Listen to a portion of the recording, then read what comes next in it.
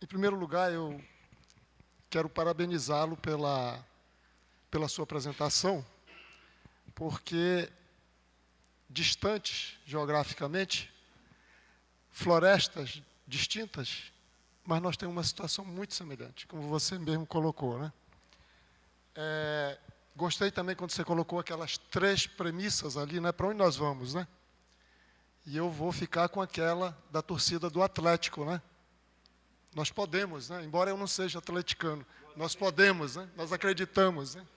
Que as florestas podem ser manejadas, produzir bens para a sociedade e também conservar, né, as suas principais funções ecológicas, né? Seja de manutenção de bacia hidrográfica, para evitar assoreamento de rios, carbono e ainda a biodiversidade. Se não for 100%, mas pelo menos grande parte dessa biodiversidade pode ser mantida. Então, nós acreditamos. Não é isso, Natalina? Eu queria dizer que, inclusive, essa questão hoje, né, no mundo científico, ela vem sendo debatida. Hoje, vários trabalhos estão mostrando que a ecologia tradicional versus a ecologia histórica, que está se chamando hoje, né, ela mostra que essa relação floresta e homem, elas sempre tiveram uma convivência. Por exemplo, os trabalhos aqui na Amazônia mesmo estão mostrando que a regeneração de castanha, os castanhais hoje, pode ter sido consequência de uma ação antrópica no passado. Por quê? Nas florestas intactas, não há regeneração de castanha praticamente. E um trabalho feito, uma tese lá do professor da UFOPA, mostra que toda a regeneração está ocorrendo na borda da floresta onde os produtores estão fazendo a roça e a queima. E também vi lá no Amapá se referendar essa hipótese, né? Que o crescimento da regeneração de castanha no cerrado está ocorrendo a cada ciclo numa progressão geométrica. Né? A medição aí de 30 anos 10, 20, 30 anos de medição da regeneração, né, na área. Então, quer dizer, eu acho que são coisas que nos levam a fazer uma reflexão diferente hoje, a ter um olhar um pouco diferente do que a gente tinha, né, até anteriormente. Também a antropologia, né, e a arqueologia, ou seja, a arqueologia de sítio, a antropologia que olha o sítio, ela está passando a ser uma antropologia de paisagem. Inclusive, os conceitos de diversidade, de biodiversidade, está mudando em função de se você olha a nível de paisagem ou a nível de um sítio específico, né? Então, por exemplo, hoje a Amazônia, será que ela é mais diversificada do que antigamente ou ela é menos diversificada? Né? Quer dizer, nós não tínhamos búfalo, nós não tínhamos, enfim, dendê, tem o nosso dendê, mas pimenta do reino, juta, etc, etc. Então, em termos de diversidade, quando você olha a nível de paisagem, segundo a antropologia de paisagem, também está trazendo esses novos conceitos. Eu queria analisar o nosso caso, né? Até já foi comentado um pouco pelo Natalino, com relação às florestas primárias e aquelas que já são florestas antropizadas. Há 40 anos atrás, a gente tinha a abertura da Transamazônica, Santarém-Cuiabá, ainda Belém-Brasília estava se consolidando, Paragominas foi o maior polo de madeira, né, de polo madeireiro do mundo, né, em termos de densidade de indústrias por unidade de área, eram mais de 200, 300 mil serrarias. Né? Então, quer dizer, houve toda a antropização, o uso daquela madeira. Né? Muitas daquelas áreas foram ocupadas por outras atividades de uso da terra, mas parte daquelas passaram por várias passagens, né, de colheita. Né? Primeiro, as espécies madeira de lei, depois aprofundando outras espécies foram ganhando mercado, etc. Então, quer dizer, a técnica do manejo é a mesma para uma floresta A e B? Eu estou dizendo quanto às suas especificidades, os princípios são os mesmos, não mudam. Né? A legislação também tem que ser a mesma para a floresta A e para a floresta B? Né? aí acontece aquilo que ele afirmou lá, né? Nós estamos perdendo uma ótima oportunidade de manter essas florestas em pé. Então, eu sou também favorável a essa situação. Então, essa é a reflexão que eu queria fazer, né? Eu acho que conhecimento a gente precisa aprofundar, o projeto foi o primeiro passo, eu entendo que ele não deve parar, nós devemos talvez ampliar a multidisciplinaridade no projeto, como, por exemplo, estudar a fauna, né? Eu acho que numa próxima etapa, olhar como é que a fauna está, né, nesse tipo de floresta, carbono, né? Eu acho que são várias coisas que precisam ainda ser adicionadas. Mas eu, como engenheiro florestal, que também vivi mais de 30 anos em pesquisa, e também, conforme o Marcos, né, falou, né, mostrou aí, o Natalino foi o inspirador, o Silvio e também o meu nome, né, apareceu lá. Né? Então, pelas conversas que nós tivemos. E eu quero até pedir desculpa, porque alguma das ideias, resultado de pesquisa, você adotou. E, infelizmente, tem dificuldade hoje para operar, para retirar, para colher a sua madeira, para transformar realmente em negócio. Então, eu peço desculpa por não ter previsto, né, que os riscos que poderiam ocorrer. Né? Mas, Marcos, eu acho que isso é só o começo para que as mudanças possam ocorrer. Né? Eu queria dizer também, o Lucas falou muito, além da parte técnica, a gente precisa avançar. A legislação, a gente tem que realmente adaptar a legislação para casos específicos. Por exemplo, como você trabalhar com áreas pequenas, áreas de reserva legal, usando o mesmo princípio, a mesma técnica, né, de manejo, onde eu tenho que dividir em 30 áreas para eu poder fazer o meu manejo. Né? Ou seja, o 30 anos tem que ser pensado, né, na mesma área. Eu tenho que intensificar o uso dessa área. E nós temos técnicas para isso. Nós que somos engenheiros florestais sabemos que nós temos técnica para fazer essa floresta aumentar a sua produtividade. Com relação à política também comentada pelo Lucas, eu estou de pleno acordo. Nós precisamos avançar muito mais. A política florestal, primeiro, ela não existe. Para mim, eu não tenho medo de falar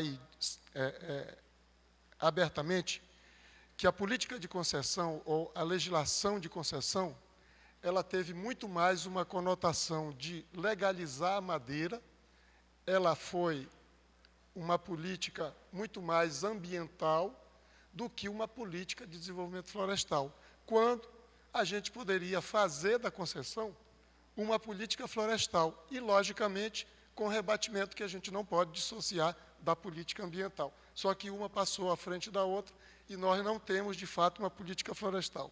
O que é uma política florestal que eu estou dizendo?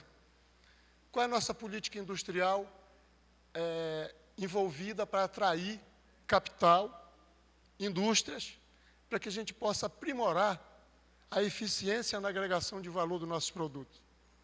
As nossas indústrias, a maioria delas são obsoletas. As serrarias, a maioria das serrarias são obsoletas. Só trabalham com madeiras de grandes diâmetros. Então, quer dizer, não existe uma política industrial voltada para isso. Crédito, não é preciso crédito. É preciso extensão, se isso for expandido principalmente a pequenos produtores, pequenas áreas, pequenos produtores, etc., né, como ele falou em Santa Catarina. Então, precisa ter um órgão de extensão que esteja trabalhando. A parte de fomento, né, precisa ter o fomento. Infraestrutura, logística, enfim, regionalização. Quem que ele falou em bacias, né? Vamos falar em regionalização ou distritos, né? Os distritos florestais que foram pensados, eles ficaram no papel. Quer dizer, nós não temos distrito florestal, onde todo esse ambiente organizacional e institucional são favoráveis, né, ao desenvolvimento do setor florestal. Nós não temos isso. É cada um por si. Né?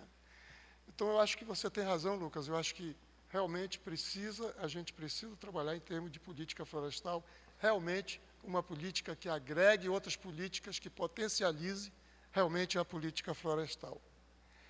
Mas, para finalizar, eu digo que eu continuo crente, né, como engenheiro florestal, como pesquisador, e que o projeto precisa trazer esses resultados para influenciar, né, essas políticas públicas.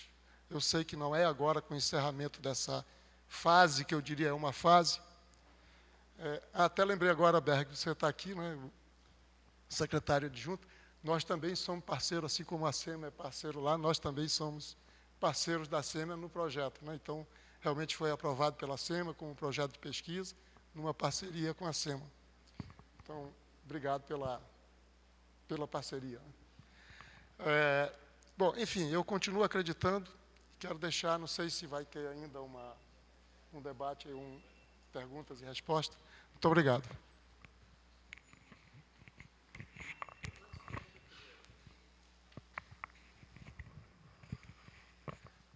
Já nessa sessão de debates, eu queria discordar um pouco do IARED com relação à questão das concessões florestais. Em certa medida, ele tem razão, porque a política de concessões deveria vir, né, acoplada a ela outras políticas, né, de desenvolvimento industrial, enfim, esses pontos apontados pelo Jorge, mas as concessões florestais, elas vieram para, inclusive, frear a questão da exploração ilegal, e não conseguiu, essa que é a verdade, né? Por enquanto não conseguiu, porque também uma política de comando e controle bem forte deveria acompanhar a implantação da política de concessões florestais. Mas o fato é que como estava, né, o ambiente na Amazônia, principalmente na Amazônia, quando a lei foi lançada, era um ambiente de invasão de florestas públicas, né? Sem essa política de concessões, hoje as florestas públicas que estão sendo invadidas, né, mas numa intensidade bem pequena, estaria realmente sem controle nenhum do governo, essa que é a verdade, né? Quando o governo proibiu plano de manejo em áreas de florestas públicas e tirou uma fotografia do Brasil dizendo isto aqui é floresta pública, vai permanecer floresta pública, que é a mensagem da lei de gestão de florestas públicas, o Brasil deu um passo sem precedentes no mundo todo, quer dizer, no mundo tropical, né? Alguns países têm a política de concessões florestais, mas não têm a seriedade que a política do Brasil tem, né? As concessões florestais é um processo extremamente transparente, né? Ainda não vi nenhum caso de corrupção, né? Pode ser que venha a haver, mas vai ser muito difícil, porque a sociedade acompanha todo o processo. Mas foi uma política realmente que deveria ter trazido, né, e ajudado, Jorge, o desenvolvimento. Na verdade, é uma política de desenvolvimento, mas você tem razão quando outras políticas deviam a ela estar ligadas, né?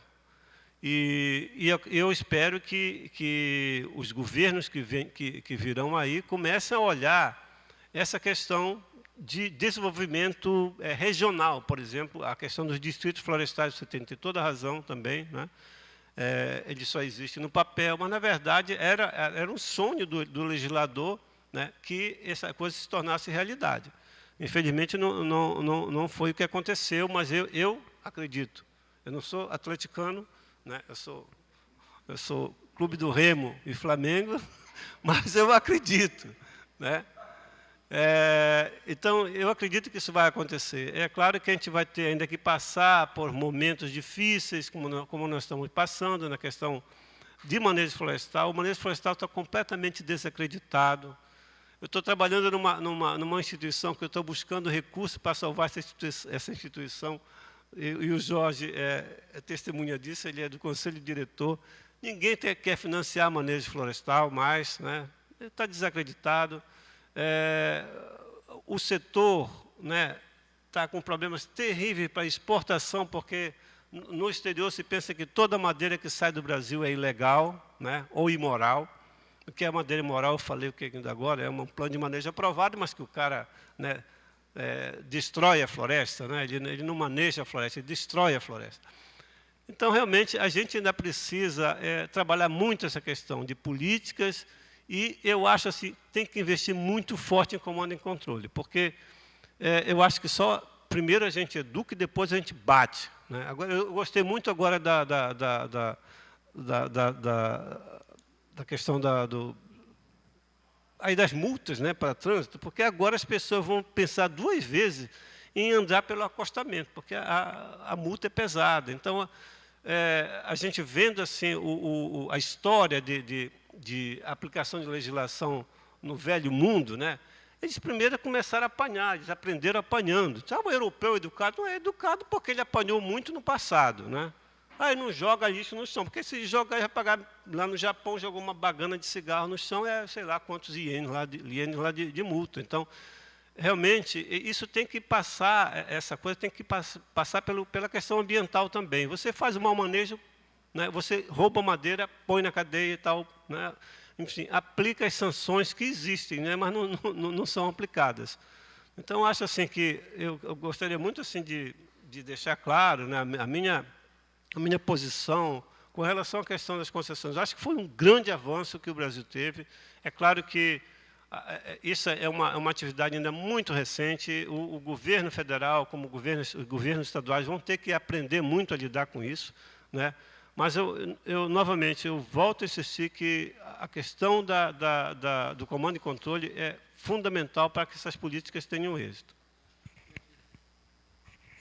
Bom, eu achei interessante que o Natalino disse que discordava de mim, e depois ele falou que concordava plenamente. A única coisa que eu não defendo é a ilegalidade. Eu não falei que sou a favor da ilegalidade. Eu sou a favor de uma política florestal mais ampla, que tu concordaste comigo. Entendeu? Então, não, a concessão é o seguinte, o que eu quis dizer que a concessão, acima de tudo, deveria ter vindo acompanhado de outras políticas. Se não veio, ela é política ambiental. Entendeu? E a gente corre o risco daqui a 10, 20 anos, a gente não ter sucesso e vão dizer que o manejo florestal não funcionou, se for só comando e controle.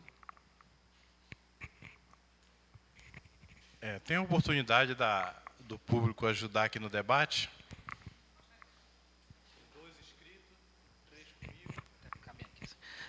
Boa tarde a todos. Eu sou secretário adjunto da SEMA do Pará. Meu nome é Berg.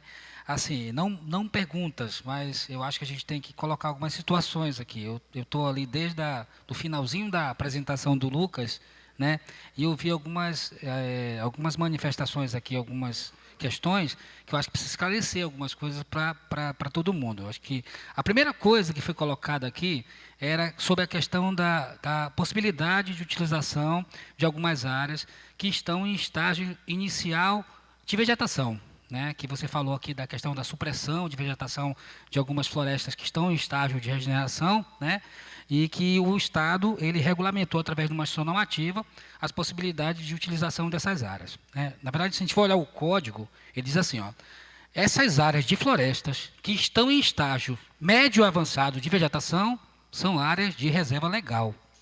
Ele diz claramente isso e eu não tenho como fugir dessa questão da legislação. Agora, ele diz também, até no próprio zoneamento do Estado, que as áreas em estágio inicial de vegetação, elas são passíveis de supressão e autorização, sim, até para serem incorporadas nas áreas de uso alternativo do solo. Entendeu? Mas é de supressão. Eu poderia muito bem deixar essas áreas saírem do estágio inicial de vegetação e comporem o estágio médio avançado para fazer manejo florestal. Mas ele permitiu que essas áreas pudessem ser consolidadas, desmatadas e suprimidas para fazer o uso do solo. Então, só deixar claro isso aí, porque que a gente normatizou e deixou muito claro quais são as bases técnicas científicas para fazer essa supressão. O que é o estágio inicial de vegetação? Então, tem os estudos da Embrapa, do Museu, da UFRA, que definiu que essa situação de estágio inicial de vegetação são áreas que elas podem atingir até uma área basal de 10 metros quadrados por hectare. A SEMA praticamente usou essa base científica para poder regulamentar esse processo. Então, só queria deixar isso claro. E, do ponto de vista de contribuir com o debate daqui, da mesa, eu só queria colocar assim, eu sou também uma pessoa que eu consigo considerar também, tenho conversado muito dentro da secretaria, que a primeira política que eu acho que a gente tem que ter forte no Estado é realmente oportunizar que as atividades de manejo aconteçam em reserva legal. E aí tem até, a própria norma diz que eu tenho uma floresta secundária que eu poderia regulamentar, eu poderia ter autorizações para ela, mas talvez aqui, o que eu colocaria um debate aqui é até que ponto nós, que somos academia, que somos engenheiros florestais, eles não estamos aptos a fazer um processo de solicitar ao órgão ambiental uma área abaixo do diâmetro de corte que hoje está na norma, que é 50 centímetros. Até que ponto, lá está previsto, eu posso reduzir diâmetro, eu posso apresentar dados para a SEMA, dizendo que eu tenho uma espécie que ela tem uma composição, que ela tem uma estrutura diferente de floresta, e eu posso pedir para a SEMA uma área, um diâmetro menor para cortar. Até que ponto a gente tem trazido isso para a secretaria? Até que ponto nós temos tido debate sobre isso dentro da SEMA? Eu não consigo visualizar nem na capacidade interna da SEMA, tampouco na capacidade externa de que esses projetos terem sido apresentados para a secretaria, para a gente poder fazer algum debate e poder autorizar essas áreas. Então, assim, talvez o que eu visualizo nesse contexto todo é a pesquisa realmente precisa avançar.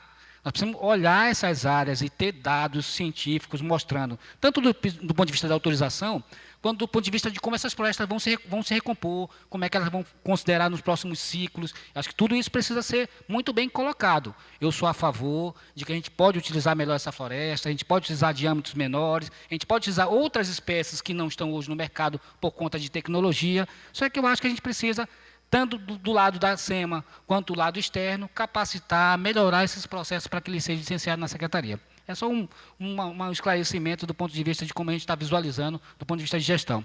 E concordo um pouco com o Natalino. Acho que nós que estamos vencendo lá uns processos de licenciamento, de monitoramento, a gente burocratiza demais a parte do licenciamento, e a outra parte, que é o bom da coisa, que é o monitoramento, que é verificar se tem plano de manejo, que é a questão de a gente poder acompanhar melhor, a gente não faz, né? Porque o tempo é sempre luz de licenciamento, é na burocracia, é na análise, e quando a gente não tem um tempo para monitorar, a gente não faz isso adequadamente. Então, eu acho que a gente precisa mudar o paradigma também do manejo, simplificando algumas situações, aprendendo a confiar um pouco nas empresas, naquelas que são sérias, aquelas que fazem manejo de fato, né, num ciclo longo de corte, porque a gente precisa que os que não estão fazendo direito, a gente tem que atacar eles do ponto de vista de ordenamento, do ponto de vista de comando e controle. Então, assim, uma coisa que talvez a gente tenha uma certa diferença, nós estamos tentando diminuir muito a distância entre nós e a Agência Ambiental Estadual. Nós temos uma outra experiência, e aí eu não sei se era exatamente isso que você estava falando, eu tenho um outro projeto que é de produção, olha só, eu só me meto em coisa complicada, eu acho. A minha família que fala isso. Pai, tu não tem um projeto fácil lá, não? Eu tenho um projeto também de produção de carvão sustentável em áreas de roça de toco, naquele município de Biguaçu que eu apresentei ali, né, aqueles dados. E o que está acontecendo? Lá também a agência ambiental é parceira. Então, o que nós estamos fazendo com eles? Nós estamos fazendo o seguinte. Bom, uma primeira etapa foi fazer uma instrução normativa, e eu acho que esse vai ser o caminho. Nós fizemos uma instrução normativa, ela está para sair agora, estourando, para tratar especificamente da bracatinga, que é uma espécie também pioneira, que os agricultores usam muito para produzir carvão. Aí o que acontece? O problema da bracatinga é que tem uma lei específica também para ela, que qualquer ecologista de primeiro ano olha a lei e diz não é possível manejar a bracatinga de acordo com essa lei, porque ela vai contra a ecologia da espécie. Então, o que nós estamos fazendo? Depois de muitas workshops com esse pessoal da agência ambiental, está saindo uma instrução normativa para dizer duas coisas. Bracatinga é espécie pioneira, então pode ser manejada. Segunda, a bracatinga fora da sua área natural de ocorrência, ela é espécie exótica, então ela cai na vala comum dos pinos e eucaliptos. Tá? Então isso aí foi assim, representa um grande avanço. Nós estamos trabalhando agora numa normativa para regulamentar a roça de toco. E a nossa ideia, o que é assim, lá em Biguaçu especialmente, Também nós tivemos a sorte de que foi criada a Fundação Municipal do Meio Ambiente e tem esse processo de descentralização que vocês mencionaram. Uma coisa excepcional que está acontecendo lá é que, então, em nível de município e do Estado, a gente tem essa parceria. Mas o que é a nossa ideia?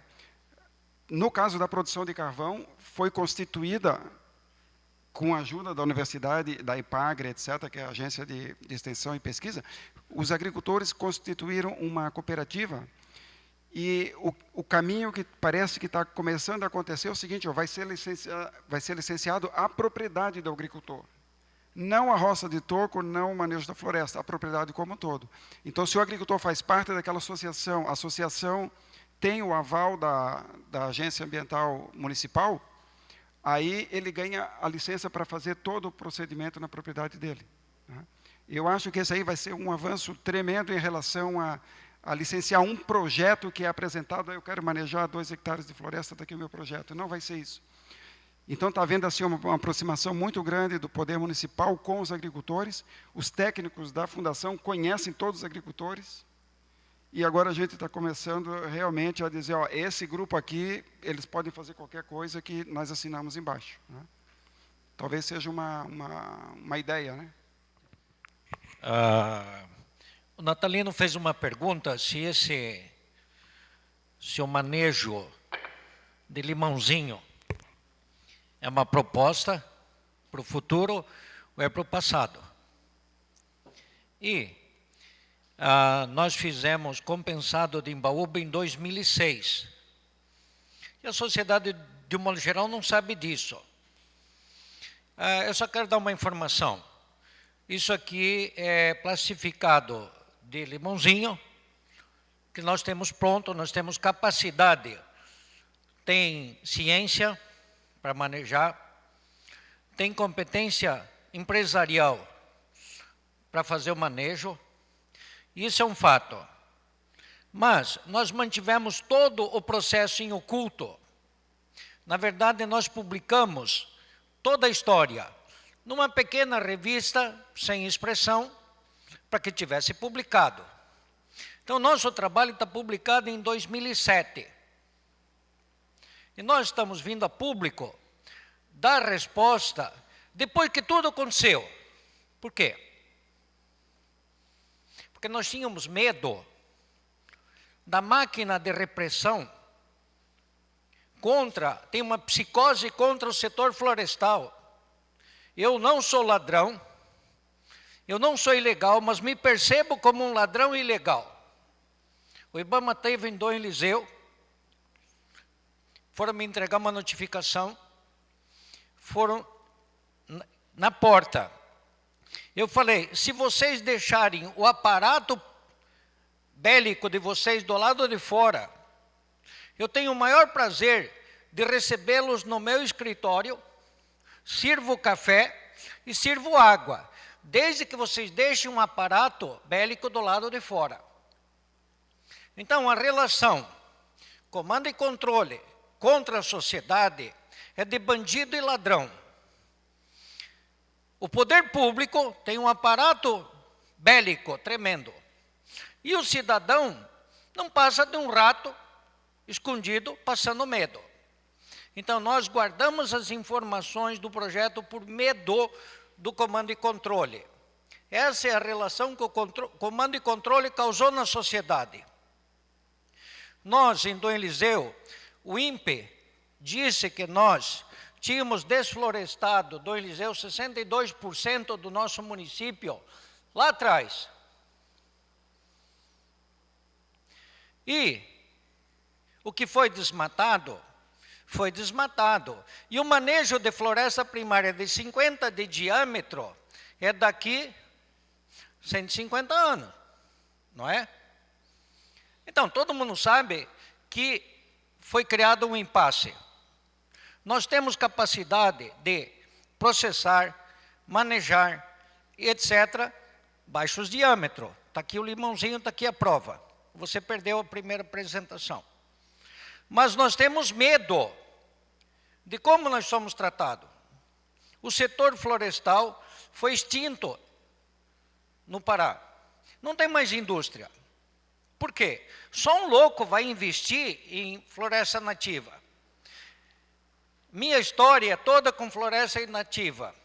Eu suspendi o setor da floresta nativa e estou expandindo a soja.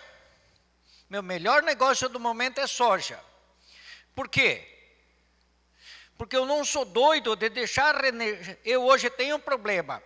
Eu, com 15 anos, plantei paricá, induzi o manejo da regeneração. E agora disseram que eu posso colher desde que não tenha 5 metros cúbicos por área basal acima de 5. Isso é brincadeira. Só na Embaúba dá isso, fora o resto. Então, tem uma lei que parece que quem fez não pensou direito. Eu quero colher a regeneração natural que eu fiz no uso alternativo do solo no meio do plantio de paricá. E agora, a suposta lei me cria uma armadilha e eu estou ferrado.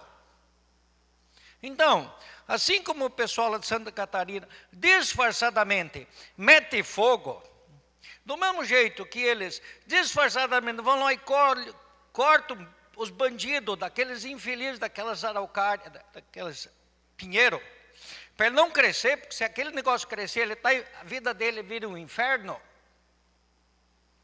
Ali em Dom Eliseu, sutilmente, se deixa caminhar o fogo. Então, as experiências históricas são mundiais. Toda vez que se usa comando e controle, a sociedade recua, enfia o rabo no meio das pernas, como eu fiz, é acusado por bico de metralhadora, e depois vale o quê? A terceira lei de Newton. Todo mundo sabe que a terceira lei de Newton funciona. A toda reação violenta corresponde uma outra reação também violenta. Então, se querem que a floresta fique em pé por comando e controle, eu vou dizer, o exército pode ter bomba atômica, a sociedade só tem um palito de fósforo. Quem vai ganhar? Sempre foi assim, observem a história. Então, esse é meu comentário sobre comando e controle. Eu dediquei toda a minha vida para o manejo. E a SEMA gastou 968 dias para ter o peito e a coragem. Não teve, passou 4 secretários de Estado. E só um assinou porque era amigo pessoal meu e do Iared. 3 não quiseram assinar. Cadê a lei? De que lei você fala? Que nem a presidente sabe o que é essa lei. A lei do manejo nossa é bonita, mas no fritar dos ovos não funciona. Esse é o problema. A SEMA quer fazer comando e controle. Junte a Força Nacional e tente. A toda reação violenta vai acontecer outra mais violenta ainda. Seguindo como bom aluno da Embrapa, eu fiz 2.800 hectares de plantio de paricá com indução da regeneração natural. Eu tenho um dos bancos de dados mais excelentes disponível e tem trabalho sendo publicado. Sabe o que eu fiz com a minha regeneração natural? Fogo! Vai virar tudo soja. Porque o meu direito de uso alternativo do solo não é preservado. Eu não tenho segurança jurídica. Eu tenho medo de que o exército vá lá, como foi, entrou na minha casa, entraram no meu escritório com 17 homens fardados e armados, me botaram um fuzil na minha boca. Graças a Deus, minha esposa e meus filhos não estavam lá para assistir. Do que nós estamos falando? Comando e controle.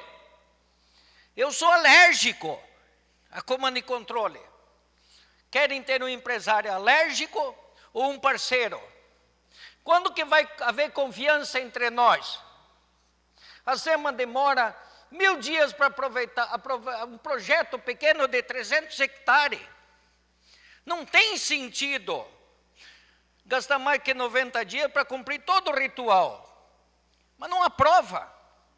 Quem é o louco que vai vender no mercado internacional um contrato de madeira serrada e depois vai pedir uma licença de colheita na SEMA? Só um doido. A SEMA não cumpre prazo. Então, assim, no princípio que o Berg disse que tinha que fazer alguns esclarecimentos, como o Natalino fez a posição forte de comando e controle, como Santa Catarina está descobrindo que é uma insanidade deixar morrer, e o Berg não tinha visto, nem o Natalino na minha palestra, a conta de deixar morrer no Pará custa 3,4 bilhões por ano. E se jogado na cadeia, nós estamos falando de algo de 90 bilhões por ano. Nós estamos falando de uma fortuna que em nome do que se deixa apodrecer? Eu posso dizer para os teus filhos, Lucas, eu estou dando para os meus filhos, para os meus netos, para os meus bisnetos, a garantia de que todas as espécies da Fazenda Chet vão estar lá. Eu dou esse certificado. Por que a sociedade não aceita? Vamos fazer um acordo. O que quer? Preservação das espécies? Eu concordo. Sou ecologista de carteirinha. Tá certo? Mas também, hoje o manejo está difamado por quê? Porque só um louco faz o manejo que está proposto por aí. Ele é economicamente inviável. Todo mundo sabe disso. O Ademir Rusch falou que... Cadê o Ademir? Não se faz tratamento silvicultural. Por quê? Porque é uma bucha. Mas o Ademir é testemunha de que eu fiz tratamento silvicultural antes de entrar na floresta. Ele é testemunha. Eu cortei o cipó no inventário e cortei antes da colheita. Por quê? Porque eu sei, eu fiz um monte de conta. Mas eu estava colhendo o quê? Limãozinho e embaúba. Então, assim, o que eu quero dizer? O prazo, o tempo da academia, não é o tempo do empresário. O tempo do empresário é mais rápido. Ele assina contrato e ele cumpre prazo. A academia não cumpre prazo. Não assina contrato. Tem o salário garantido todo mês. O empresário não. Talvez tivesse que sentar, fazer uns acordos, tá certo? A SEMA, de um modo geral, ela não está escrito na cara de ninguém se é mocinho ou se é bandido. E nisso eles têm razão. Tem bandido no setor empresarial, tem bandido dentro da SEMA, tem bandido em tudo que é canto. Então eu acho que não é bem levar aí por mocinho bandido. Eu acho que a gente podia fazer uns acordos. Esse projeto é um fato, é economicamente viável, tem um volume de respostas grande que eu mostrei. Eu não disse que ia fazer, tem resposta. Tem um oceano de assuntos que devem ser resolvidos. Eu perguntei, cadê os órgãos financiadores? Quem financia mais pesquisa devia estar aqui. Nós precisamos de ter mais dinheiro para pesquisar e aumentar a velocidade, implementar, né? O Lucas fala de como é que é? Um polo, tá. Eu só fiquei meio amarelo que ele sugeriu ir para a floresta primária. Eu concordo, desde que comece ali por Dom Eliseu. Não. Um distrito florestal começa por ali, nós temos cultura. Nós estamos na frente, nós temos várias, né? Então, na verdade, é o seguinte, eu creio, nós, em conjunto, sabemos a solução. Nós sabemos, a SEMA sabe o que ela quer e ela está certa. Eu não sou contra. Eu não sou contra comando e controle. Eu só quero dizer o que ele produziu. Eu não sou contra. Eu não sou contra a ilegalidade. Eu acho que tem que legalizar. Eu acho que tem que ter financiamento. Hoje eu consigo uma sacola de dinheiro para a agricultura. Hoje eu consigo dinheiro de baixo carbono para plantar soja e não consigo dinheiro de baixo carbono para fazer manejo. Brincadeira. Entendeu, não? Então, eu gostaria de ser visto como um florestal. É um sonho. Meu avô foi, meu pai foi, e eu também sou. Eu não queria ser conhecido porque eu sou um agricultor. Mas, como a sociedade me pôs, quando botaram fuzil, a metralhadora no meu umbigo, me tocaram. E eu estou sendo um dos maiores plantadores de soja do Pará. E deixei parado, quieto, o meu setor de floresta nativa. Pergunto, no fundo, nós sabemos o que deve ser feito. A SEMA está correta, ela deve aprovar uma coisa que seja um manejo, isso que está no sonho do natalino. Eu fiz uma homenagem para você. Você foi um dos caras que mais me ensinou. Eu sou aluno da casa. E tenho prazer de dizer que aprendi aqui. E do ponto de vista econômico, ganhei uma nota preta. Não tenho vergonha de dizer. Fui bem sucedido. Fiz um bom manejo. Meus filhos foram ensinados na escola. Eu passei esse problema também. Tá certo? Eu fui na Europa, disse que eu mexia com manejo na Amazônia. Quase apanhei. Quase me bateram na Amazônia. Na Inglaterra. Então, nesse aspecto, o que eu quero dizer? Tem que ter comando e controle? Sim, mas talvez mais light, sei lá. Tem que ter legalidade? Óbvio. Se não for legal, vira bandalheira. Mas talvez a SEMA que tenha que dizer lá no exterior que pode comprar, né? Nós ficamos aqui discutindo e nós não perdemos o mercado.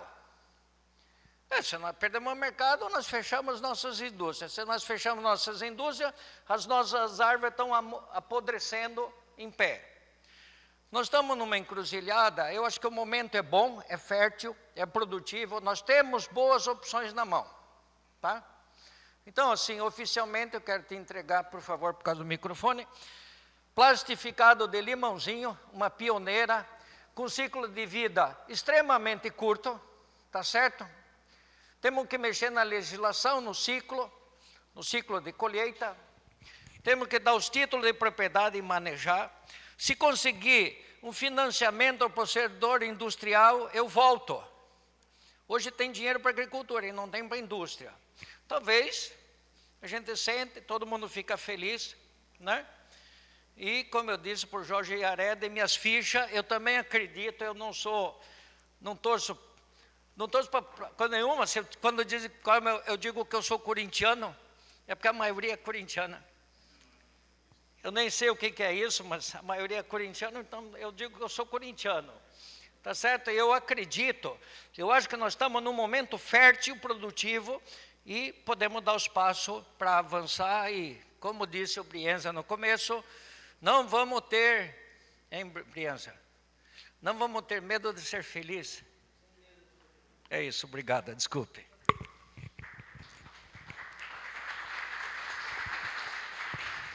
Marco, já nos conhecemos há muito tempo, né? Mas você disse uma coisa que eu concordo com você plenamente. Você disse que acredita em comando e controle, né? Então, estamos conversados, né? Sem comando e controle, sem as leis, como é que a sociedade pode viver? As leis, né, elas têm que comandar a nossa vida, e a gente tem que obedecer às leis. Então, o comando e controle é fazer essas leis serem obedecidas. Agora, se aplica a quem realmente está fora da lei. Tá? Não, na verdade, assim, não querendo defender, amanhã eu tenho vou estar aqui na mesa, né, vou estar junto com você, de fato, né, para a gente poder debater as questões de legislação. Isso não é um rebate aqui, que eu acho que não cabe.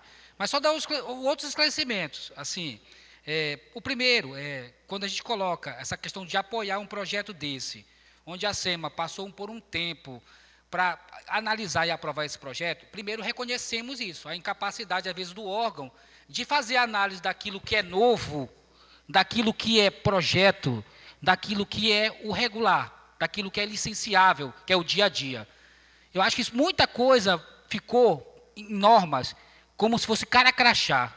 E isso dificulta mesmo, porque o técnico lá dentro, ele só vai o cara crachá. Nem estudar, às vezes, nem análise, nem ponderações, nem análises específicas, casos específicos, às vezes o técnico da SEMA quer fazer. Ele está no dia a dia comigo lá, ele sabe do que eu estou falando aqui. Então, acho que a gente precisa realmente, e aquilo que eu falei, tanto fora quanto dentro, precisa melhorar a nossa capacidade técnica de analisar, isso é fato.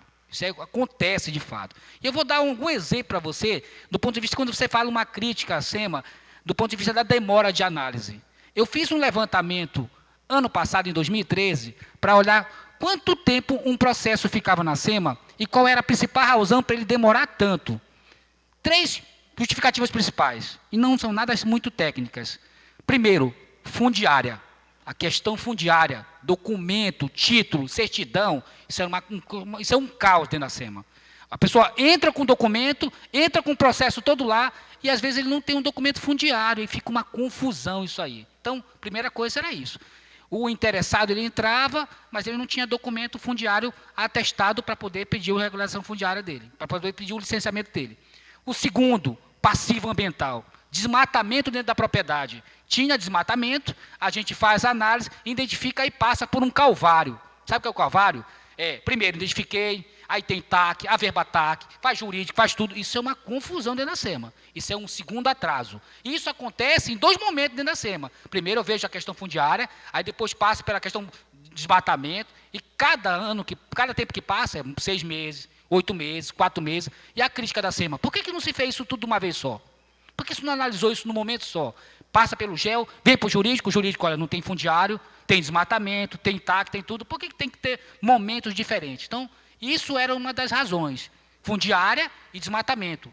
Depois, quando passava para a área técnica, ainda tinha que chegar lá na frente e perceber que tinha problemas do ponto de vista de desmatamento e de passivo. Aí voltava de novo por conta de ausência de CAR. Então, tecnicamente mesmo, falando, às vezes um plano de manejo, ele não demora numa análise técnica, ele demora por conta dessas outras exigências do órgão ambiental que não tem nada a ver com o plano de manejo. E aí, a gente resgatou uma situação na SEMA, que é a parte, gostando ou não gostando, querendo ou não querendo, a gente tem que separar o que é um plano de manejo técnico do que é um pedido de licenciamento prévio a esse plano, que é a análise técnica, que é a PAT. Então, me dá aqui tua documentação fundiária, me dá aqui a tua questão do teu cadastro, me dá aqui toda a tua questão da tua cobertura florestal, as informações todinhas sobre a tua área de manejo, para saber se você vai ser licenciado ou não, antes que você faça qualquer investimento de projeto. Então, a gente mudou alguns paradigmas lá, estamos vivenciando.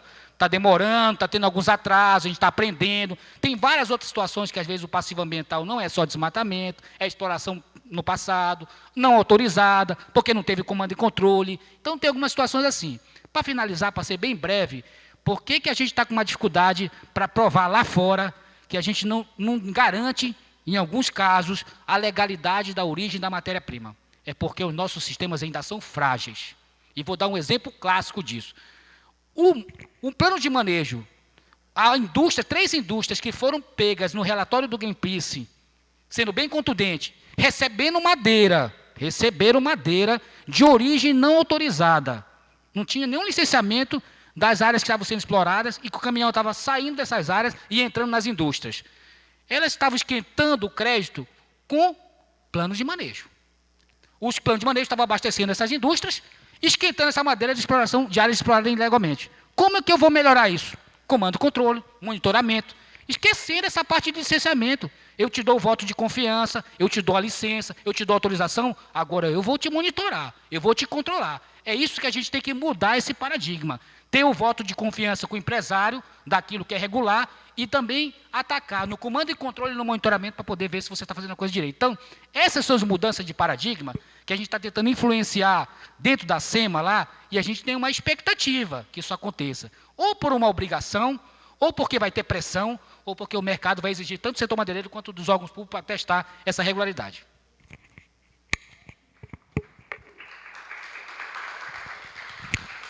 Bom, pessoal, pela avançada hora, esse tema a gente vai voltar nele amanhã, de manhã.